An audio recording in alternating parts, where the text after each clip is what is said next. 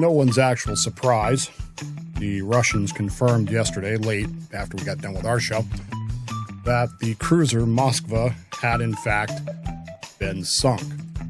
This was not a surprise. I think most of us believed that she had been damaged to the point where she was sinking. Just the general tenor of everything made it sense to believe that she was going down. The question was it an accident, as the Russians have claimed, or was it a missile strike? The Ukes, of course, are jubilant over the idea that they hit her with a missile and sank the cruiser Moskva. The Russians, much more reticent, and obviously they don't want to talk about capabilities and that sort of thing. They certainly don't want to acknowledge that the ship that the Ukrainians told to, quote, go fuck itself, unquote, was subsequently sunk by Ukrainian missiles. Especially if what we're told about the attack is true in the tactical sense, in the use of drones to distract things. They're not going to want to admit that. They continue to claim that it was an accident. What does that say to me? Well, for the record, we can't confirm this. There's no video of it. It happened in the middle of the night. There's no radar tracks, nothing like that anybody has seen. Now, that doesn't mean they don't exist. It means nobody has seen them yet. If the Russians have them, they're sure as hell not going to release them. But for whatever it's worth, I believe that it was a missile attack. I find it hard to believe that an accident could cause that kind of catastrophic damage under those conditions. Now, don't get me wrong. There can certainly be accidents at sea that cause a catastrophic loss of a ship. But we're talking about a ship in a war zone.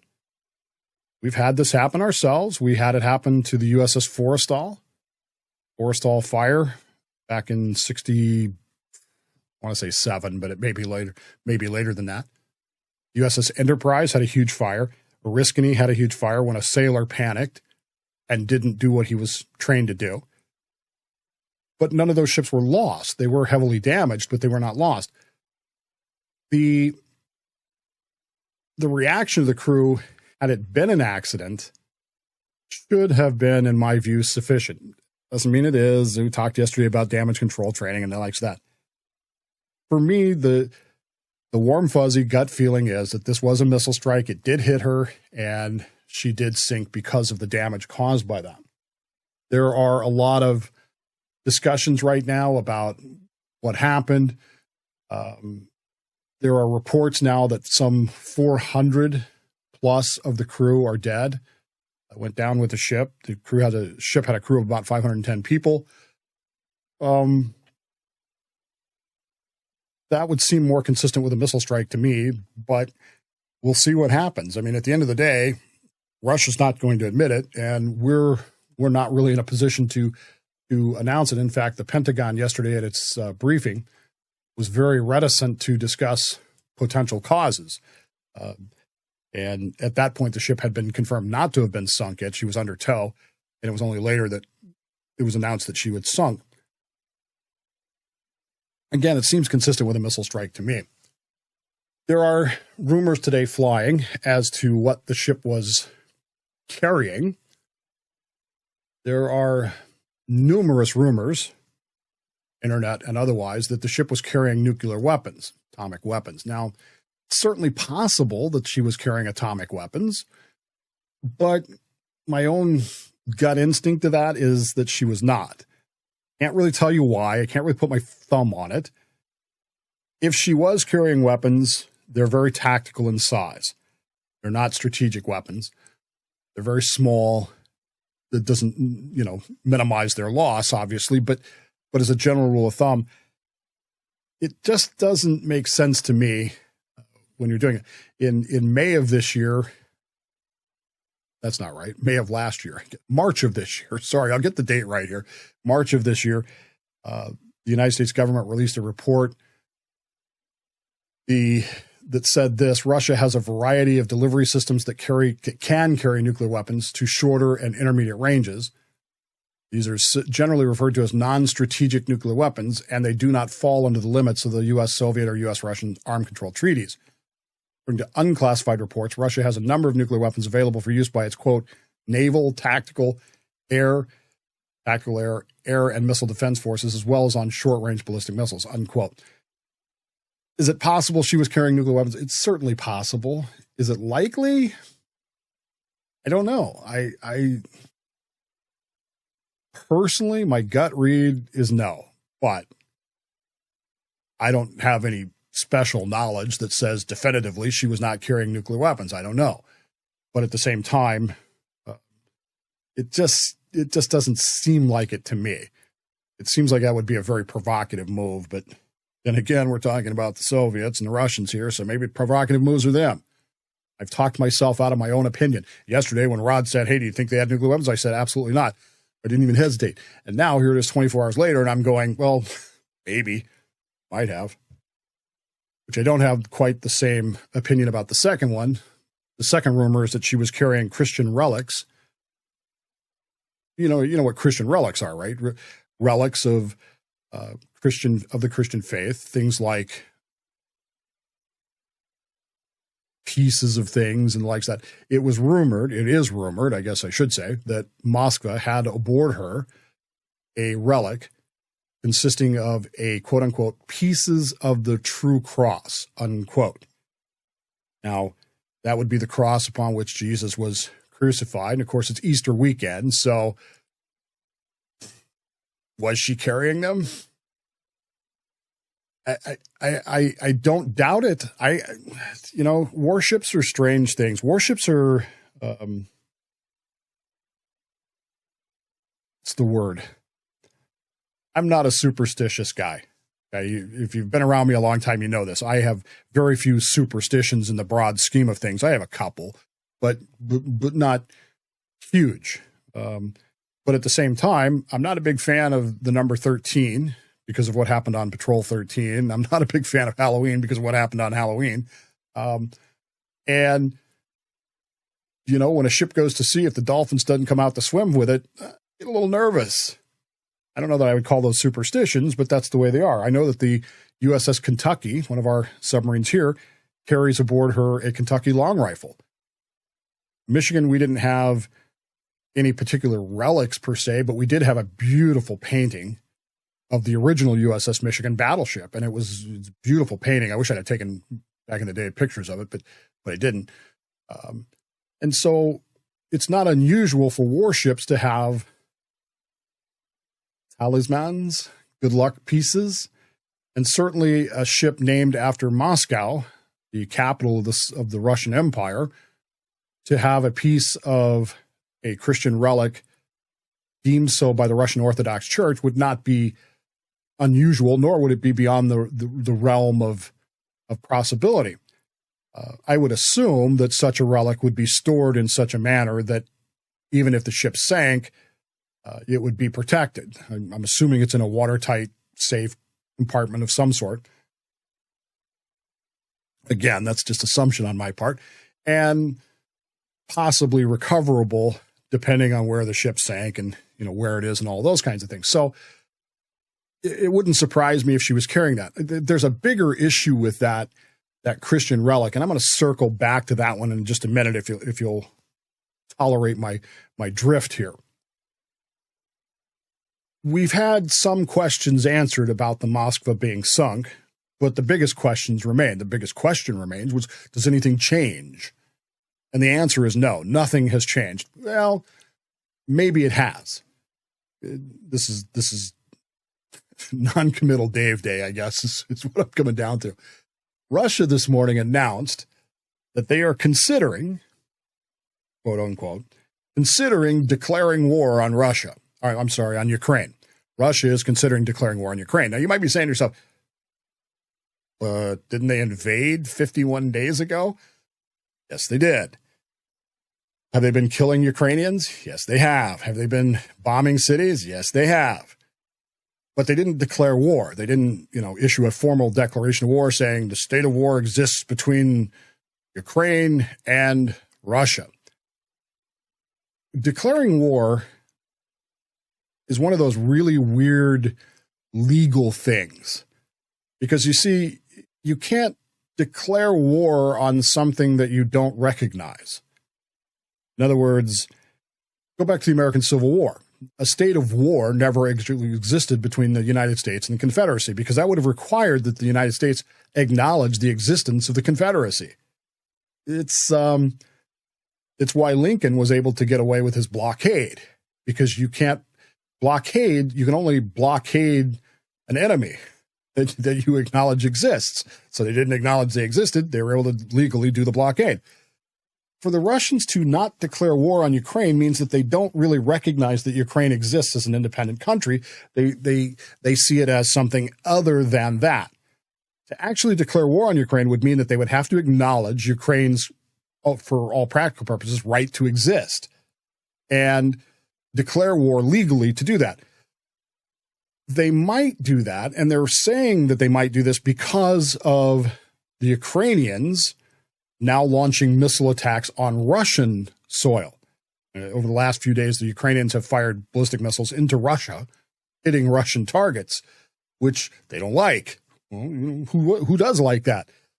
But at the same time, it elevates things from a Russian viewpoint. Now, a declaration of war, an acknowledgement of Ukrainian rights to exist and rights to defend itself, could also be a push into a wider war. By declaring war on Ukraine, now anybody that's shipping weapons to Ukraine, anybody that's sending troops to Ukraine, anybody that's sending aid to Ukraine becomes a belligerent in the conflict, and therefore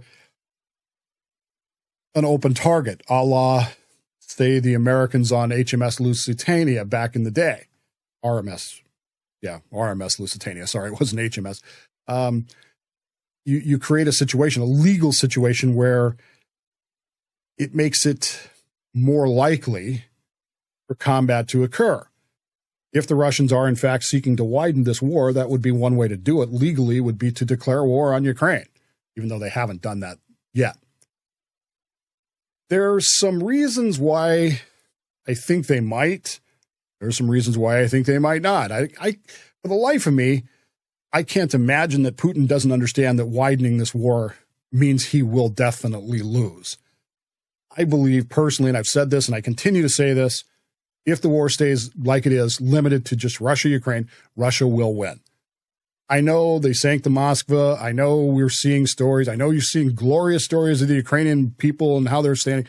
I get all that. But if you're watching the strategic picture, you see a much different view.